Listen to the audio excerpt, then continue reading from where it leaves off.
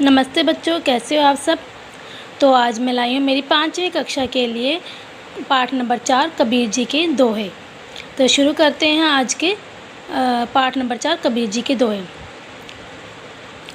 जैसे जी के पहले हम दुर्बल को ना सताए जाकी मोटी हाय, मुई खाल की श्वास सो सार भस्म हुई जाए। इसमें कबीर जी कह रहे हैं कि दुर्बल यानी कि किसी कमज़ोर व्यक्ति को नहीं तंग करना चाहिए, सताना नहीं चाहिए, क्योंकि जब उनकी हाय लगती है मतलब यदि वो दुखी होकर आपको बद्दुआ देगा तो बहुत भयानक होगी। जिस प्रकार से एक लोहार के पास चिमनी होती है, दिखने में वो छोटी सी लगती है परंतु वो लोहे को भस्म कर सकती है, उसी प्रकार से यदि हम किसी कमज़ोर या दुर्बल व्यक्ति की हाय लेंगे, बद्दुआ लेंगे तो वो हमारा पूरे कुल का नाश करने की क्षमता रखती है।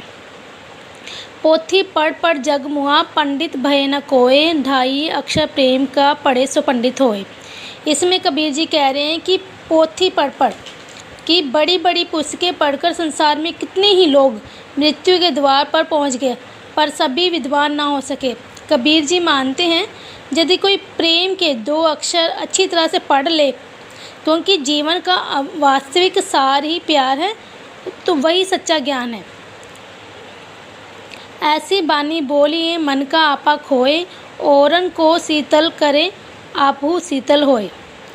इसमें कबीर जी क्या कह रहे हैं कि ऐसी बोली बोलिए, कि ऐसी वाणी बोलिए कि जिससे आप भी खुश हो और दूसरों को भी खुश करे।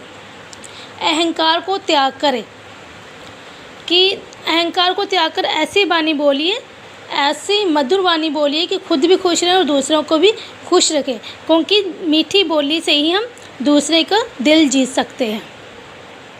काल करे सो आज कर, आज करे सो अब, पल में पल्ले होएगी बहुरी करेगा कब। इसमें कबीर जी समय का महत्व बताते हुए कहते हैं कि जो कार्य आपने कल पर छोड़ा है वो आज अभी करें, क्योंकि जीवन जो है हमारा समय जो जीवन है हमारा पल पल ख़त्म हो रहा है। जब समय कुछ ही समय में जीवन ख़त्म हो जाएगा, फिर तुम कुछ भी नहीं कर पाओगे। बड़ा हुआ तो क्या हुआ, जैसे एक पेड़ खजूर, पंथी को छाया नहीं फल लागे अति दूर। इसमें कबीर जी कह रहे हैं कि बड़ा होने का क्या फ़ायदा यदि हमें किसी प्रकार का कोई लाभ ही नहीं दे रहे। जिस प्रकार से बड़ा तो खजूर का पेड़ भी होता है, परंतु उसका क्या फ़ायदा यदि ना तो वो पंथी यानी कि जो राहगीर होता है उसको छाया भी नहीं दे सकता। फल लगते हैं पर बड़ी दूर लगते हैं। इसी प्रकार से बड़ा होने का कोई फ़ायदा नहीं है यदि इस तरह से बड़े होते हो। गुरु गोविंद दाऊ खड़े, काके लागू पाए, बलिहारी गुरु आपने गोविंद दिए बताए।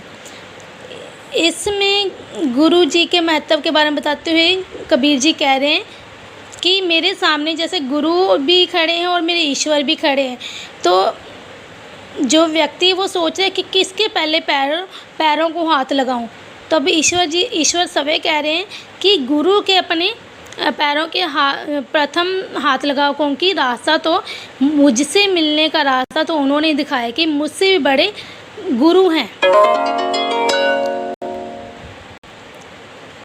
जहाँ दया तह धर्म है, जहाँ लोभ तह पाप, जहाँ क्रोध तह काल है, जहाँ क्षमा तह आप।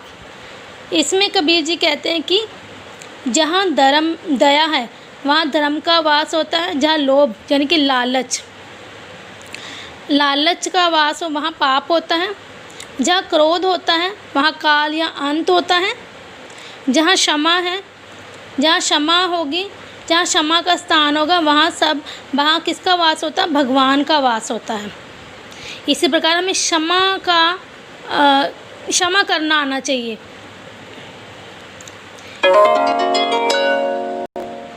इस प्रकार कविता में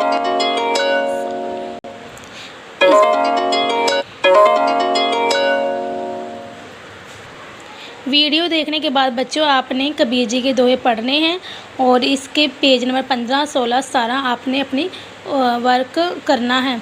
और यदि किसी प्रकार की समस्या हो तो मुझसे आप बात कर सकते हैं। धन्यवाद।